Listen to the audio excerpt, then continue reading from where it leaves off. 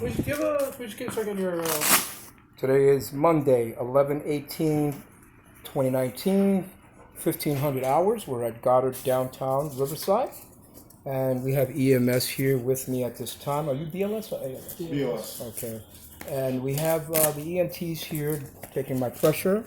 Again, Goddard, for the second time, has now neglected to retrieve my medication, which is life-saving insulin and high blood pressure medication, which is necessity to keep me alive. And again, no prioritization in retrieving my medications, thereby leaving me in a state where my health and my life can be placed in jeopardy. So, being that we have New York City Fire Department EMTs, my fellow co-workers, paid on the job. I was an auxiliary lieutenant for the fire department, went through 9/11, I was out of 10 house. You know, it just boggles the mind how people could have put people into jeopardy this way. You know, it's almost criminally negligent because you're willfully doing this. There's no prioritization. Yes, sir. And you see the EMTs, man, these are New York's bravest EMTs right here.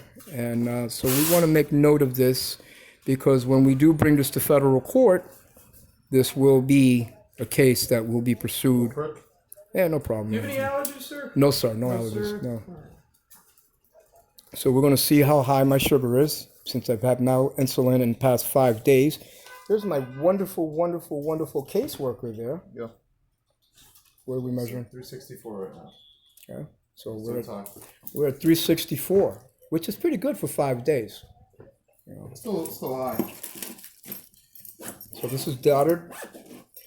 Miss Brenner, who I would assume is the executive for Goddard, has been notified. Jumani Williams has the public advocate. 108 in the pulse. He's tacky. Yeah. 108 on the pulse. 108? Yeah, 108 on the pulse. Your blood pressure was 194 with 104. Which is A little high. okay. You said you have hypertension though? Yeah. You haven't taken that. I survived. We went through the North Tower collapse. Yeah, but you haven't done any. You haven't had to spin on any medication though for the last 5 days. 5 days. Because I was bounced out of the other residence while I was at Beth Israel in the hospital. So while I was in the medical care, they threw me out of the shelter, and this is because I complained that the first time in October, when I was in the hospital that time, they went in my room and stole my settlement money for $4,000. These people don't want to hear nothing about it because that's their connection that they put me into. So obviously, since they have no concern the fact that I was the victim of a crime by their associates, and now they're retaliating against me because I've complained to all the majors in the city, and it exposes something that's really ugly with this situation. I mean, I would assume the primary initial attempt at trying to help the homeless was a beneficial thing. But when you start seeing the racketeering and you start seeing the fact that they get federally funded for trying to help us, and then we become the victims of robbery and theft, and they do nothing to pursue anything about it. You know, I spoke to the nice lady before, and she's like, I don't want to talk about it. She gets hostile. We're not here to talk about it. I said, well, then you know what? I requested that they get me assistance to go to Arizona so that I could be somewhere and raise my life. I got a job waiting for me. I have a residence waiting for me. Oh, but we can't do nothing. I'm like, you don't want to help me, but you're still making money from me. You understand?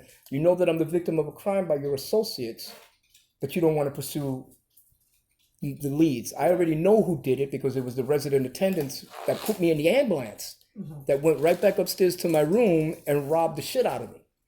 And I was gone for 3 days. I was under observation on the 5th floor of Bellevue because of my they had to force my blood pressure down in the middle of the night because I was going to stroke out. It means nothing to them. When you tell them I need my insulin because without it I could die, means nothing. I need my blood pressure medication because I can die without it. They mentioned something about something, an enzyme from your heart. I forgot how they called it.